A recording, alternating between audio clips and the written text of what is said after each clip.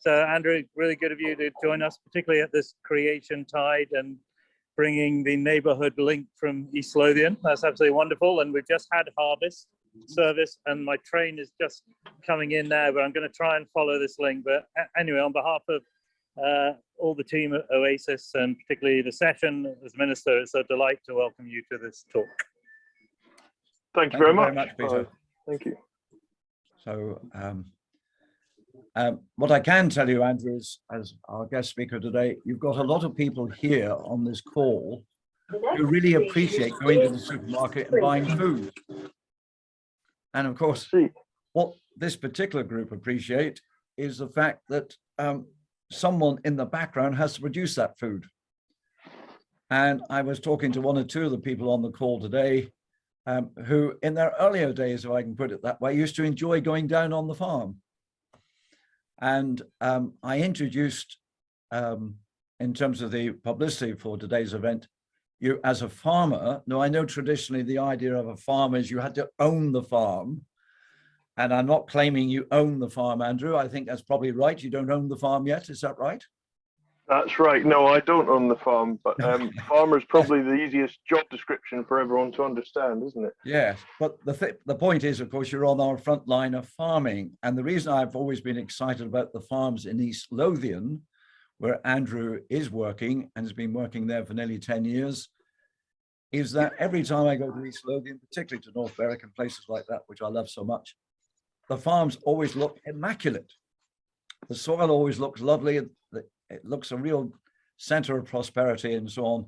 And as Peter was saying just a moment ago, we've just celebrated the Harvest Festival, as is traditionally been called, or Harvest Thanksgiving in our churches. And of course, we had our big green food fair last Saturday as well, very much with the harvest in mind.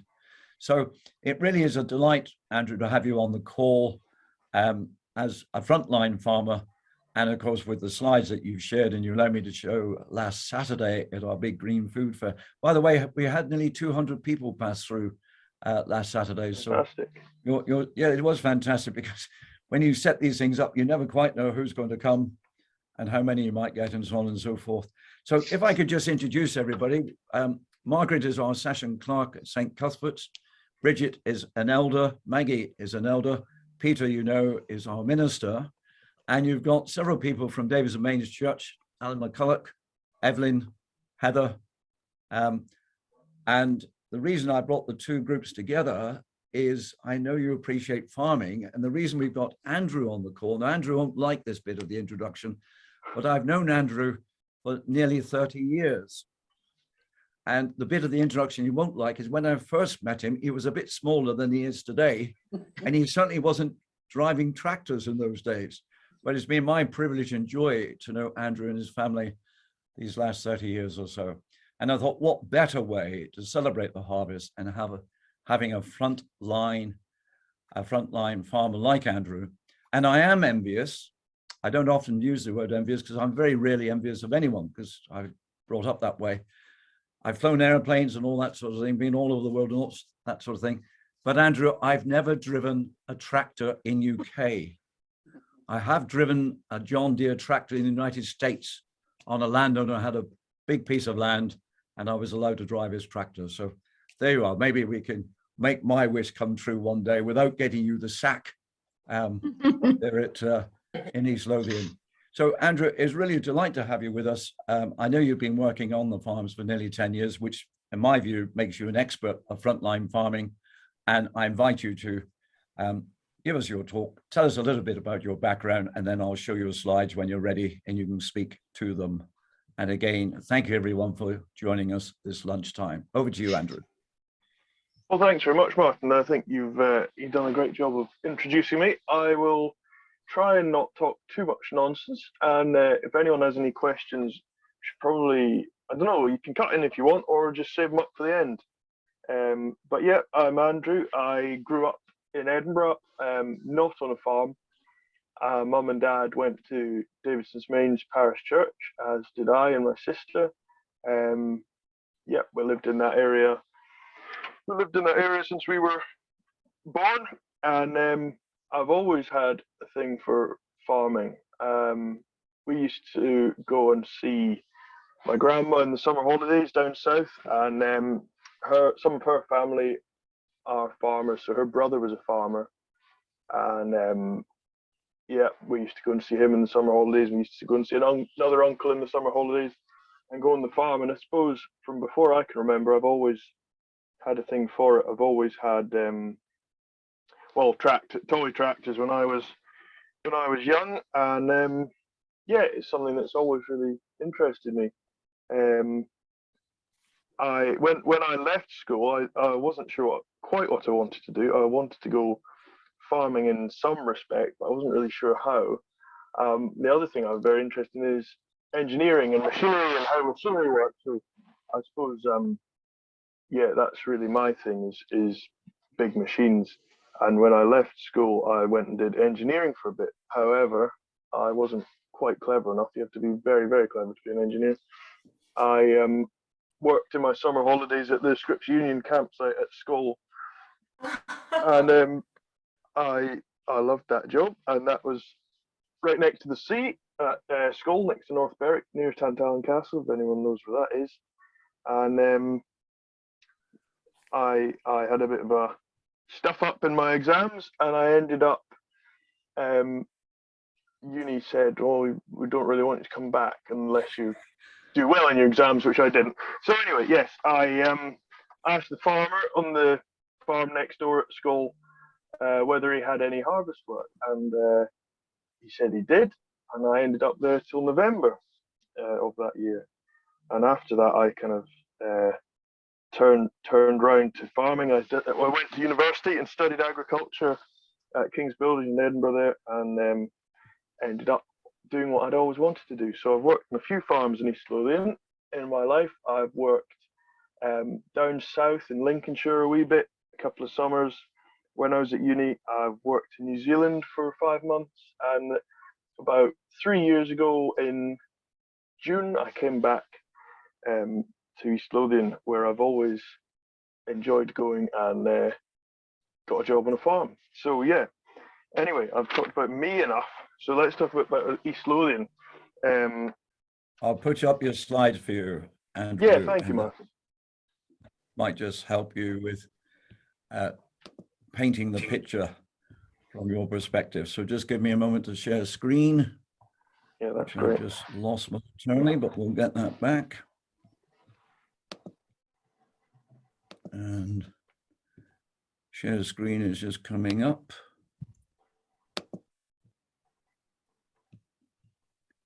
A little IT pause, but it shouldn't take us very long. There we go. We got that one there. And you should recognize your photographs just coming up. Machine is just slightly slower than I would like, but we're almost there. It's all right. It's the wonder of Zoom. Amazing how Zoom improved over the period of COVID. You should be able to see farming in East Lothian, Andrew. There we go. Yeah, lovely. Okay, so go ahead. Fantastic. So I thought I'd probably talk you through the farming year. I know it'll be familiar with some of you, and maybe not so with others. So I thought I'd just have a bash anyway. At Loughness Mains, where I work, we grow primarily potatoes and carrots. That's our two crops that make us money, I suppose. They're the crops that are worth something. We have about 400 acres. Hang on, someone's trying to call me. Sorry about that. Yeah, we farm about 400 acres, and we do carrots and potatoes. We also grow wheat. We grow oilseed rape, and we grow this year we grew a bit of barley. So they kind of fill in. They have a thing in farming called a rotation, which means 1 year you grow something in a field, and in that field the next year you grow something else. And traditionally there were maybe four years in a rotation before you started again. Just now we're working on about a 7-year rotation, and that's because of various diseases, such as club root, which is a disease that affects brassicas, and their roots grow in a funny way, and it stunts the growth of the plant, and it stops the plant from yielding, which means it stops it from growing lots and lots of seeds. And there's also a disease in potatoes called potato cyst nematode, which is the same. And to get around those diseases, we use rotation. So yeah, rotation is a sort of key element of farming. So anyway, we grow the cereals, and we also grow the carrots and the potatoes. And I suppose the first phase of growing is sowing, which is what I'm doing just now in the tractor today. I'm sowing wheat, and so in the autumn we sow wheat, we sow oilseed rape, and then in the spring we will sow possibly some more wheat. We'll probably maybe sow some barley, but also that the spring is when we plant potatoes and we plant carrots. Then in kind of the summer, I suppose we irrigate, so that means we water, and you'll have seen, if you've been round East Lothian during the months of May or June or July, these great big reels and a water gun at the other end of the field going and kind of scooshing water around in a semicircle, and the water's pumped out of a reservoir or a river and piped across with temporary piping across to where the irrigator's working.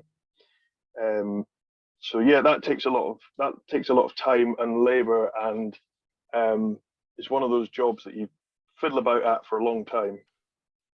Another job we do is spraying. There in the picture is our sprayer, and we're spraying potatoes there.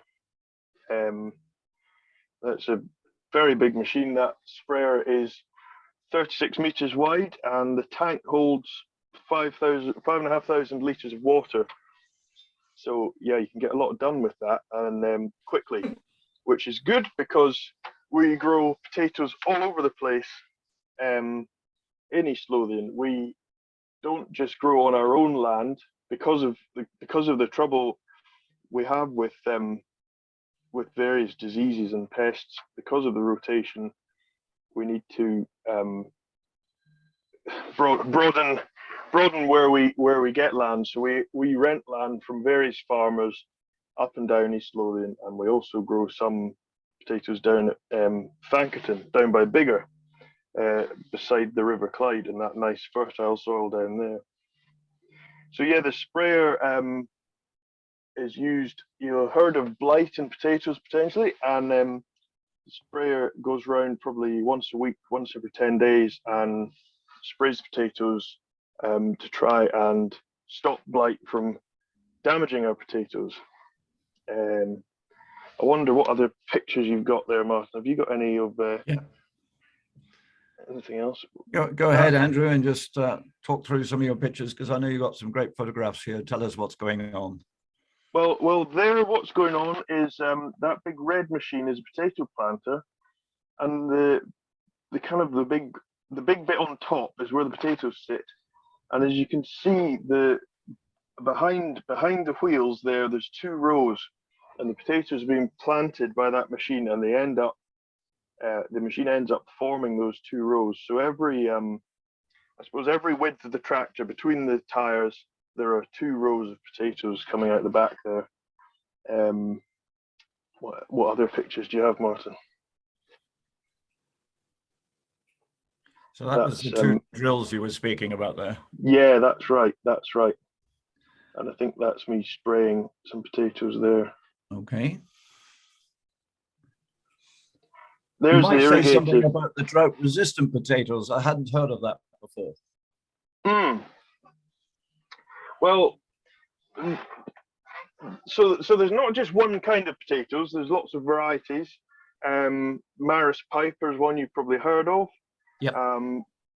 It's a good big white potato, or not always big. There's small ones as well. There's lots of sizes. but the ones everyone goes for are kind of what we call 45 mil. They're kind of, you know, that size, big potatoes like you'd eat for Sunday dinner. But you can do all sorts with Maris Piper. They're a great potato because you can chip them, you can roast them, you can boil them, you can do everything with them. Then we grow other ones which are similar, but Maris Piper need a lot of water. So yeah, drought-resistant potatoes, I suppose, or other varieties like Saxon or maybe Sylvana don't need so much water, and we plant in places where there's not water available, because not everywhere has a reservoir or a river near it that we can irrigate out of. We also grow salad potatoes, which are harvested a bit earlier in the year, sort of. I suppose it can be from May onwards. We harvest from about August onwards. And there's a picture there of the potato harvester. That's that blue machine on the right there. That's the harvester. The tent on the back, that white thing, is where the pickers stand, and there'll be 2 or 3 people stand on the back there and pick stones and the shaws, you know, the stalks out of the potatoes, and the potatoes carry on over that conveyor, which goes over the cab of the next tractor in the middle there. And it's not actually over the cab, it's over the trailer just behind the tractor. And that is a flat trailer, and there are big boxes. They're about 4 feet high by 6 feet, 6 feet long by about 4 feet wide, and about a ton of potatoes will go in that box. And then there are 10 boxes on that trailer. They'll go way back to the yard.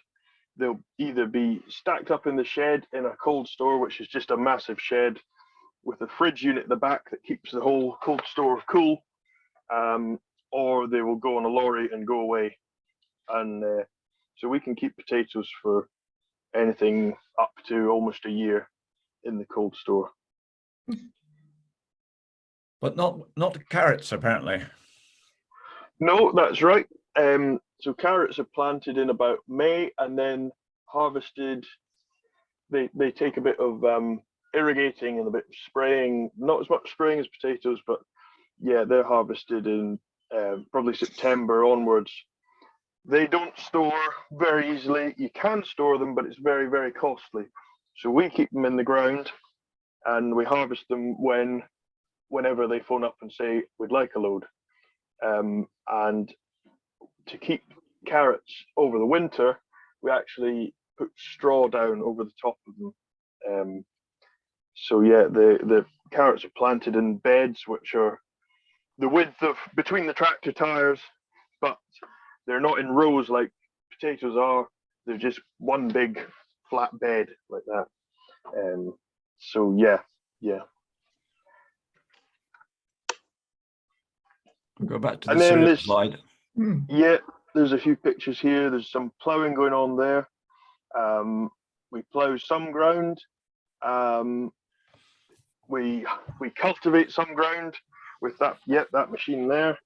That's a machine we bought last year, which is a very handy machine. It's got some discs on the front and then some legs, and then a big roller on the back, which turns around and packs the soil back down after it's been lifted and chucked sideways. And yeah, so we do different kinds of cultivation depending on what the field has in it previously, and what the weather's like, and yeah, it just depends. So yeah. Since you mentioned weather, Andrew, Yes. why don't you speak a little about the drought situation that you've encountered, not just this year, but in recent years? And of course, all of the people on the call are all very interested in the issues of climate change. In other words, has it directly affected you in the way you do your farming in East Lothian? Back to you. Thank you. Thanks, Martin. Well, the drought this year, if you could call it that, I suppose you could call it that, because at one point we weren't allowed to irrigate, although we didn't really need to irrigate when that happened. So I think it was about 3 weeks ago there was an irrigation ban out of open water, which means out of basically you're not allowed to suck water out of rivers because there's not water in the rivers. And it was right enough there wasn't water in the rivers. So I don't feel I've been farming long enough to really have the big picture on it. But certainly 4 years ago there was a situation where there wasn't much rain from April till August, and this year as well it would be the same. Not so bad for us in Scotland as it was down south. The likes of East Anglia are always hit hard, but yeah, no, we didn't have much rain this year. It's been pretty dry. Even now we've had it's rained a couple of times in the last couple of weeks, but it's not been like some years where we're struggling to do anything. We've had a great spell of sowing every day for the last 2 or 3 weeks. So yeah, obviously, well, we had Sundays off, which was quite nice because growing's been good. Well, that's good to hear that you're doing quite well there. That's your ploughing one. Is there a particular aspect of farming that you either particularly like or dislike? I mean, the cultivation that you've been talking about and so on. Is there a good job in your field and a bad job? Well, yes, I particularly enjoy cultivation. There's a team of guys at the moment who are harvesting potatoes, and I'm on the sowing team, I suppose, which has been a bit of a cultivate some ground, then take the cultivator off and put the seed drill on and go and sow some ground. So I quite like doing that because I get left to my own devices, and I like making a good job, and I like seeing a field that's nice and level, and the seeds are in straight lines, which I'll probably come on to a bit on the GPS and the use of auto steer and precision farming and that kind of thing in a second. But yeah, when you say auto steering, is it literally hands off the steering wheel even when you're turning round at the ends and corners of fields? It can be, yes. We have that capability. I don't use it because it takes a wee bit setting up, but I do use auto steer for going up and down the straights in the field. So I thought I'd maybe, as I was in the tractor, show you here. I'm sowing just now. I'm just going to try and turn my camera around.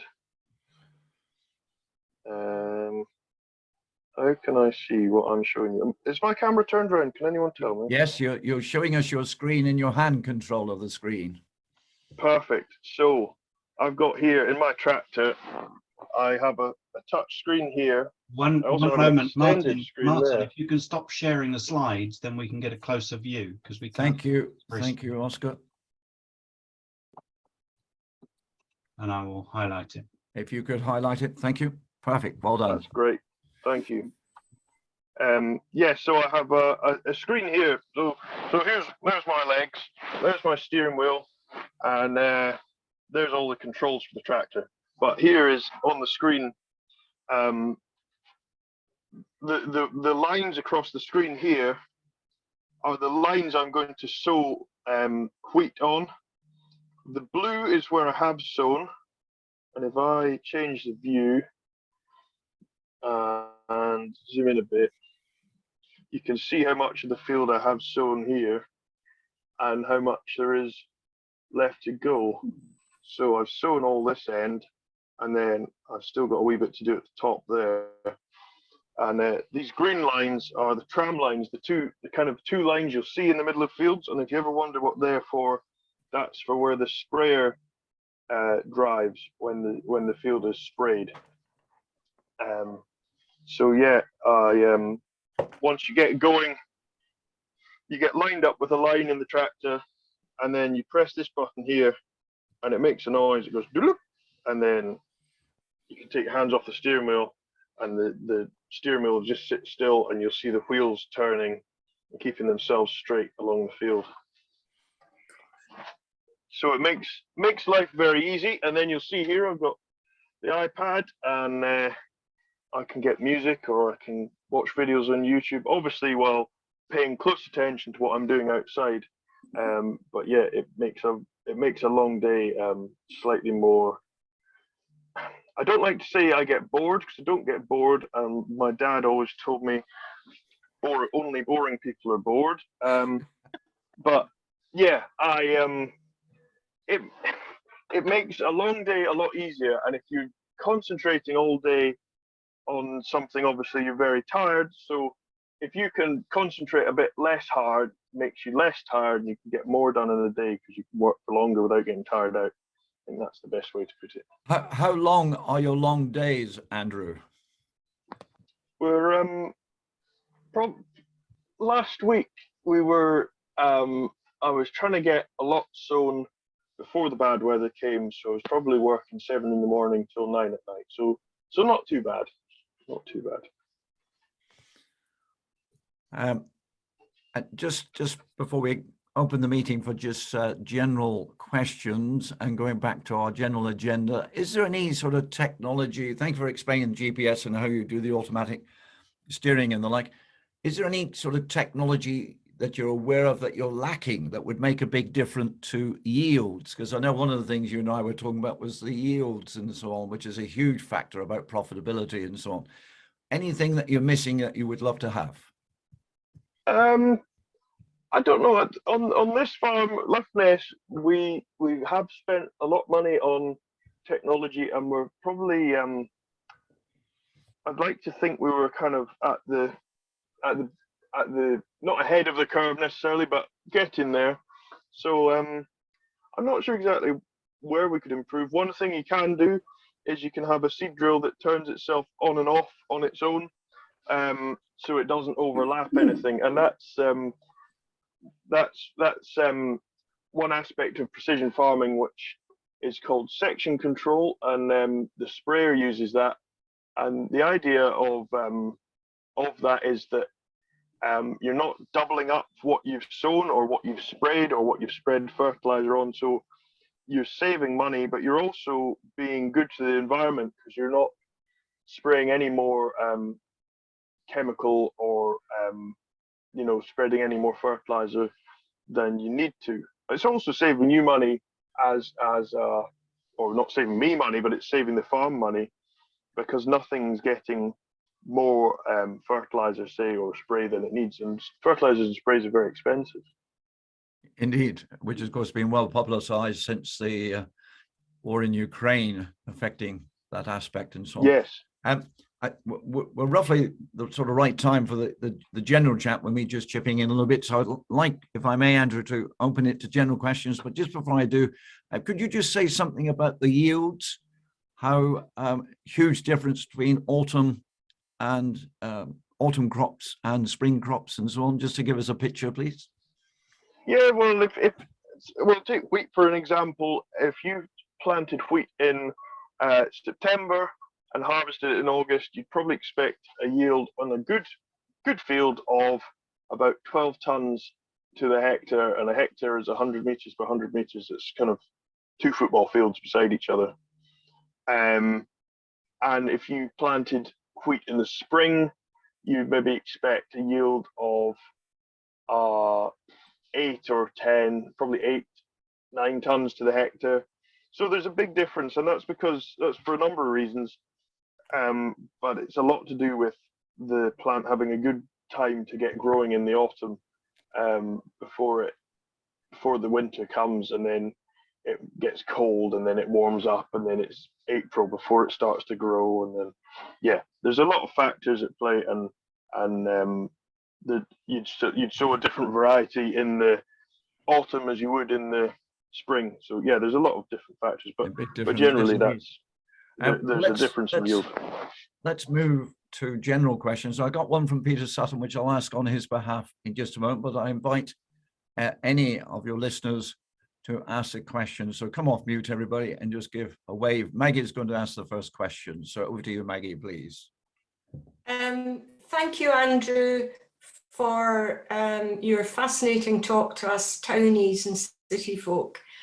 2 things really resonated with me. The fact that you said you visited family farms as a child on holiday, and your use of technology. Several years ago, our family went to visit my cousin and his wife, who farmed a smallish farm in Suffolk, and you mentioned East Anglia. And those holidays really taught our children so much about what farming involves. But I remember one particular holiday feeling very chastised. My cousin had been out in the field. He was harvesting peas for drying for animal feed. And he'd been out harvesting 10, 12 hours. And earlier in that holiday, he'd shown me his new tractor, which had aircon. And I remember ribbing him about this and saying, oh, what a wimp you are. I really had to apologize to him. The day he was harvesting, the temperatures, and this is probably 25 years ago, the temperatures that day were in the late 80s, early 90s. And that really brought home to me just how hard you have to work. And then having been in Suffolk when it is absolutely freezing, and when they actually were lambing in the sheds, yeah, it is not an easy life at all. So thank you to farmers like yourself. Thank you. And what sort of temperatures do you experience inside your cab these days, Andrew? Thank you very much, Maggie, for that. And I hate to say I'm probably a bit of a softie, because if I go there and turn my aircon on, I normally sit about 19 degrees. And yeah, we don't really get affected by being in the tractor. We don't really get affected by the extremes of weather. We know it, it's cold outside and it's or it's warm outside, but some of these days when it's been 30 degrees or whatever, I've sat in the tractor all day, I must admit, and not realized until I got out how warm it actually was. So yeah, I think I myself don't know how lucky I am to live in such a age of technology and be able to do everything on the screen in the tractor. I think it's fantastic. I know, and you obviously have good temperature conditioning in your tractor. I know some people, it's the computer aspect of everything's too much for them, but I think it suits me just perfectly. It really is the easy life in modern machines like this. I'm not sure that any of us would say you're having an easy life, but we take the spirit of it saying. Heather, I wonder whether you'd like to ask a question, because I know you have a good love for fresh vegetables and so on because of your past business and so on. Over to you, Heather. Yeah, yes, I do, and that's why I use the farm shop here, Andrew, because believe me, I don't know where they get their carrots, whether it's their own or what, but they're so much better when you just get them out the field and they're dirty. Actually, what I was going to say is to endorse the fact that I know at first hand how difficult farming can be, because my late husband was a farmer's son, and my nephew still farms in South Ayrshire, but it's a completely different farm, Andrew, as I think I've spoken to you about, where they have beef and sheep, and out in all weathers and on the hills, and the sheep in all weather, although they bring them in for lambing. But at one time they had a dairy as well, but because of the supermarkets, they were losing money on a dairy. A fine Ayrshire herd they had too, and had to give that up. So at that time, I thought, we're being stupid here. We're going to have to end up importing milk when we can produce good stuff ourselves. So my hat's off to all of you, because there are all these different farms and different all over the country. And I know at first hand as well how hard my nephew works. And it are long hours, passports for all the animals. The paperwork is phenomenal. and that's all got to be seen to as well. So yeah, I endorse what's been said about it's not the easiest of lives, but it's what people look at as not a job, but a way of life. And I think that's the key. Thank you for your comment, Heather. And I think, Andrew, you get the gist of it, why we're delighted to have you on the call. Now, Peter is on his train. He's asked me to raise a question, but he may be able to ask the question himself if it's a convenient moment for you, Peter. Please go ahead once you come off mute.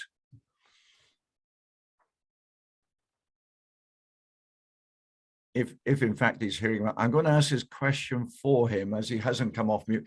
He was saying he was very taken by your introduction of how you actually got into farming, and he picked up your association with Scripture Union camps, and he wondered whether you might just say a little bit more whether the Scripture Union camps in some way directed you towards what you're doing today.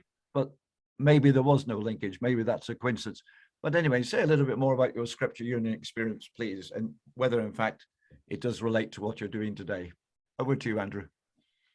Well, yeah, that's a good question. I suppose it does relate to what I was doing, because so I was working at school, and when I was a student, but I'd been involved there before then.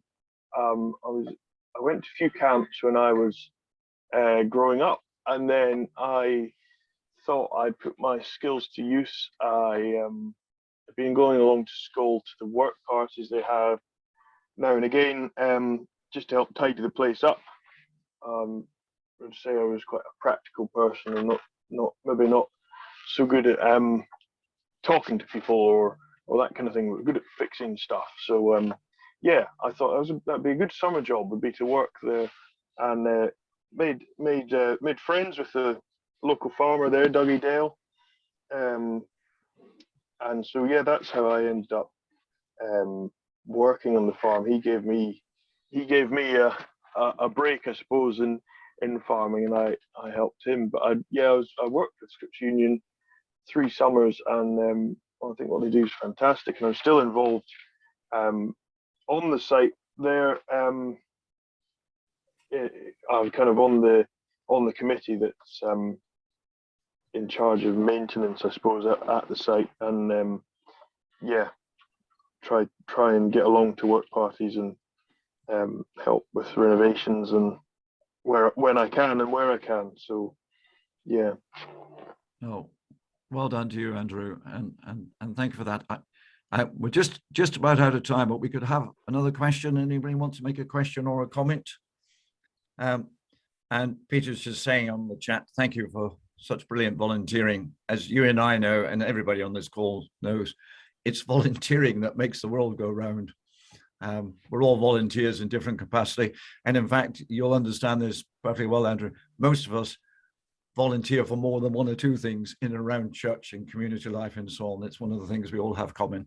And you can see from the smiles on the screen, it's something we all enjoy. Alan's got a question. So over to you, Alan, please.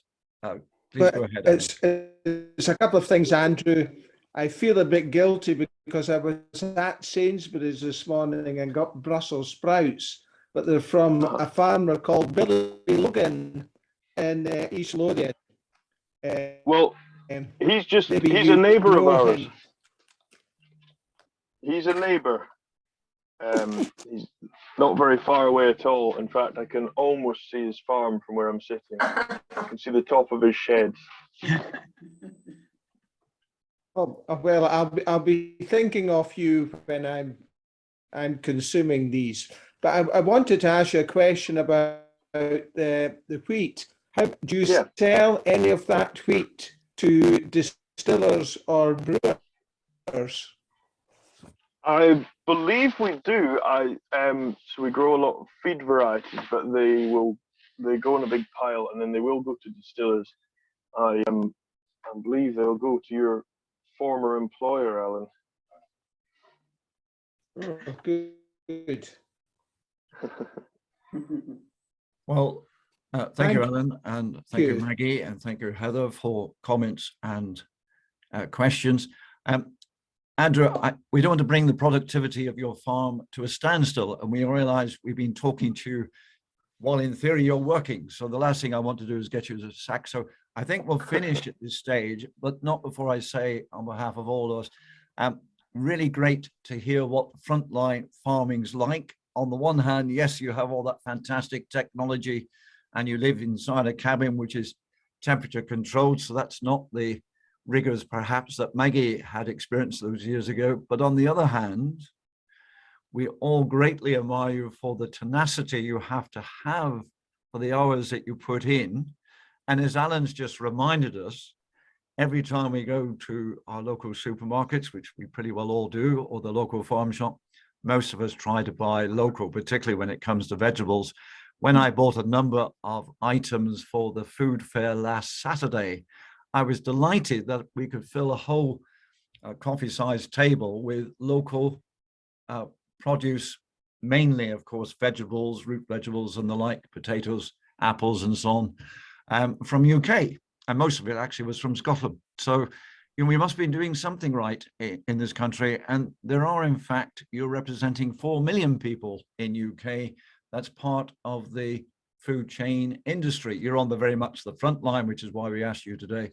But there's 4 million of you. And of course, as you know, we produce roughly half the food that we eat on our plates in this country. Now, we're going to go through a pretty tough winter. We've seen enough in the press to say it's not going to be a nice winter for a lot of people.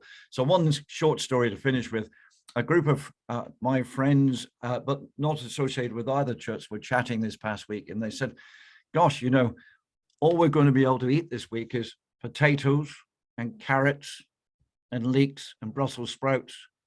And I was thinking, well, that sounds pretty good to me, because that's how people used to live and eat in this country not so long ago. They said, we don't want all those root vegetables, we want something tasty. But every time I have a basic hot pot or stew or anything like that without meat, I have to say, it's usually pretty tasty. And of course, a lot of it, and there's a lot of soup makers on this particular call, always appreciate hot soup. So we do admire what you're doing. Well, thank you very much for your time personally. And if you ever want to drive your tractor down Princes Street and bring it to St. Cuthbert's, you would be very welcome. If not, we'll have to come and see you. The only other comment I will make, when I said at the start in the introduction, I would love to drive your tractor, I would, but I would like to drive it manually, not using all those software keys, because you realize you're talking to an audience that takes all our skill just to get on Zoom, let alone operate your iPad and your computer there. So thank you again very much indeed. Normally we're meeting face to face, but we've kept going with Zoom. So I invite you all to do at least some sort of virtual applause for Andrew, and very much for your thanks. So any final comments to you, Andrew? Thank you, Andrew. Thank you. Thank you. Thank you, Andrew. Thank you. Thank you. Andrew. And thank you everybody for joining, and well done Peter on being able to join us when he's on his train. The marvel of technology, a tractor driver talking to a train passenger and a gaggle of us from all over the place. So thank you everybody, take care and God bless.